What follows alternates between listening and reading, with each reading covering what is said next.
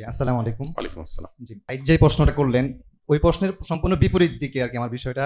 মানে গ্রাম দেশে একটা প্রবাদ আছে এরকম যে, বাবা-মা যদি ৭ খুনও করে সেটা মাপ। বাবা-মায়ের ক্ষেত্রে কোনো ভুল ধরা যাবে না। তারা চাইলে যা মানে সন্তানের সাথে যে কোনো বিষয়ে তারা করতে পারবে। তাদের বিষয়ে কোনো প্রশ্ন তোলা যাবে না, এবং যদি আপনার সাথে অন্যায়ও করে বা অনাচারও করে, সম্পদের দিক থেকে ঠকায় বা যে কোনো বিষয়ে, তারা যেটা বলে ওটাকে তুমি মেনে নাও, সহ্য করো। ১ বছর, ২ বছর, ৫ বছর, লাগলে তোমার ২০ বছর, বাবা যতদিন বেঁচে আছে, মা যতদিন মানে তারা যতদিন বেঁচে আছে, তুমি এটাকে মেনে নাও, মানে সহ্য করে নাও। কিন্তু আমার প্রশ্নটা হলো, এটা কোরআন হাদিস অনুযায়ী কি এটাকে আসলেই কতটুকু সঠিক, যে মানে বাবা মা হলেই ৭ খুন তার মাপ হয়ে যাবে, সে সন্তানের জীবন নিয়ে ছিনিমিনি খেলতে পারবে, তার যে ন্যায্য হক, যে মানে অন্যান্য ভাই বোনদের সাথে যে তার মানে বৈষম্য করলে, বা দেখা গেছে সম্পদ বন্টনের ক্ষেত্রে বিয়ে শাদীর বিষয়গুলোতে দেখা গেছে সামর্থ্য আছে, তবুও বিয়ে শাদীর বিষয়ে সে বিয়ে শাদীর ব্যবস্থা করতেছে না, বা তার সে বরঞ্চ দেখা গেছে সন্তানকে বিপদে ঠেলে দিচ্ছে, বলতেছে যে তুমি পারলে প্রেম করো বা মানে যে কোনো অন্যভাবে তুমি বিয়ে করে নাও। সামর্থ্য আছে কিন্তু সে দায়িত্বগুলো পালন করতেছে না। তো সেই ক্ষেত্রে বাবা মাকে আমি মানে তখন সন্তানের করণীয়টা কি? বাবা মাকে উনি ধন্যবাদ। কিভাবে আপনার বোঝাবে? পরিচয়টা একটু দিবেন প্লিজ। জি, আমি আমিন মুন্সি। আমি সাব এডিটর হিসেবে কাজ করি একটা দৈনিক পত্রিকায়। আর আমি দরা হাদিস পড়েছি তেজগাঁও রেলওয়ে জামিয়া ইসলামিয়া, ঢাকায়। মাশাআল্লাহ, ধন্যবাদ। ভাই আমিন মুন্সি খুবই গুরুত্বপূর্ণ আরেকটা সম্পূরক প্রশ্ন করেছেন। আমাদের এই প্রশ্ন তো আসলে কয়েক ঘন্টা চললে খুব ভালো হতো, বাট সময় খুব বেশি সায় দিচ্ছে না। খুবই গুরুত্বপূর্ণ একটি কথা বলেছেন ভাই আমিন মুন্সি। আমি কিন্তু ওই প্রশ্নের উত্তর প্রসঙ্গে বাবা মাকে আসামির কাঠগড়ায় দাঁড় করিয়েছি। আপনার লক্ষ্য করার কথা, আমি বলেছি কোনো প্রকার যৌক্তিক পার্থক্য করবার মতো কারণ ছাড়া, নিচক আমার ভালো লাগে তাই বেশি দিলাম কম দিলাম, এটা যদি হয় তো নবী সাল্লাল্লাহু আলাইহি ওয়াসাল্লাম বলেছেন ইত্তাকুল্লাহ, আল্লাহকে ভয় করো। কাকে বলেছেন আল্লাহ তাআলা? নবী সাল্লাল্লাহু আলাইহি ওয়াসাল্লাম বাবা মাকে বলেছেন তোমরা সন্তানদের প্রতি সমতা করার ক্ষেত্রে আল্লাহকে ভয় করো। তাহলে এখান থেকে বোঝা যায় বাবা মা হলেই ৭ খুন মাপ, বাবা মা হলে যা ইচ্ছা তা করা যাবে সন্তানদের প্রতি, এরকম কোনো ধারণা ইসলামে গ্রহণযোগ্য নয়। বরং আমাদের সমাজে এটা ঠিক যে বাবা মায়ের হক নিয়ে অনেক বেশি আলোচনা হয়, সন্তান সন্ততির হক নিয়ে আলোচনা একটু কম হয়।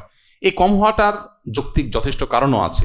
কারণ ভায়োলেশনটা উল্টা দিক থেকে হয়। ব্যতিক্রম ঘটনা আছে খুব কম। বেশিরভাগ ফ্যামিলিতে হলো বাবা মা সন্তানকে জীবন দিয়ে ভালোবাসার চেষ্টা করে, এটা হলো নর্মাল প্র্যাকটিস। কিন্তু সন্তান বিশ্বাসঘাতকতা করে, বেঈমানি করে, বাবা মার সাথে সদাচরণ করে না, এটার পরিমাণটা বেশি। অতএব এই জায়গাটাতে আলোচনা বেশি হওয়াটা যৌক্তিক।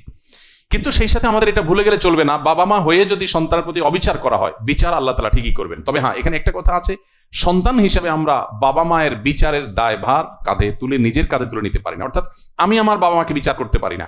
হ্যাঁ, বারবার করে ভাই আমিন মুন্সি বলছিলেন যে সন্তান কি করবে, সবরই করে যাবে। তোর হ্যাঁ, সবর করে যাবে। প্রতিকারের জন্য কোনো পথ যদি খোলা থাকে, বাবা মার প্রতি সরাসরি কোনো প্রকার অসম্মানমূলক কোনো কিছু করা ছাড়া, যেমন ধরুন আত্মীয় স্বজনের ভিতরে বাবা মার উপরে প্রভাব আছে যাদের, তাদের কাছে নালিশ করলেন, তাদের মাধ্যমে বিচারের ব্যবস্থা করলেন, তাদের মাধ্যমে প্রেসার ক্রিয়েট করলেন, এগুলো করার রাইট অবশ্যই সন্তানের আছে। কিন্তু বাবা মাকে বেইজ্জত করা, অপমান করা, ছোট করা, তুচ্ছ করা, এই অধিকার সন্তানের নাই। যদিও বাবা মা অন্যায় করেন, তার বিচার আল্লাহ করবেন, সন্তান হিসাবে সবর করবেন। আমরা দুনিয়াতে সবকিছুর প্রতিকার পাবো না, তাহলে আখিরাত কেন? কিছু জিনিসের প্রতিকার হবে কোথায়? আখিরাতে, আল্লাহ রাব্বুল আলামিনের কাছে। দুনিয়াতে সবকিছুর প্রতিকার আমরা পাবো না। অতএব আমি যে কোনো মূল্যে প্রতিকার পেতেই হবে, এটা ইসলাম আমাদেরকে বলে না। অতএব বাবা মার পরে আমাদেরকে সবর করতে হবে। একই সাথে বাবা মাকে কোনো দায় মুক্তি, ব্লাঙ্ক চেক ইসলাম দেয়নি যে যা খুশি তা করো। প্রতিটা সন্তানের প্রতি অবিচার, জুলুম হলে তার বিচার অবশ্যই আল্লাহ তাআলা কিয়ামতের দিন করবেন, সেটাও বাবা মাকে লক্ষ্য রাখতে হবে। এখানে প্রসঙ্গত আরেকটি কথা এসেছে যে বাবা মারা সাধারণত সন্তানদের মিরাস বা সম্পদ দেওয়ার ক্ষেত্রে তারা যে বৈষম্য করে থাকেন, এর পাশাপাশি বিয়ের ক্ষেত্রে বৈষম্য করে থাকেন। খুবই গুরুত্বপূর্ণ এবং এই সময় খুবই প্রাসঙ্গিক একটি প্রশ্ন। এই প্রশ্ন উত্তর হলো যে কোনো বাবা মা সন্তানকে যদি কোনো যৌক্তিক কারণ ছাড়া বিবাহ বিলম্ব করতে থাকেন, অনেক বাবা মা আছেন শুধু জাগতিক কারণে, যে তুমি আরো টাকা পয়সা কামাও, আরো সামাজিক অবস্থান করো, তথাকথিত নিজের পায়ে দাঁড়াও, এগুলো করতে করতে বিবাহ বিলম্ব করতে করতে সন্তানের চরিত্র ধ্বংস হয়ে যাক, এটি নিয়ে তাদের কোনো মাথা ব্যথা নেই।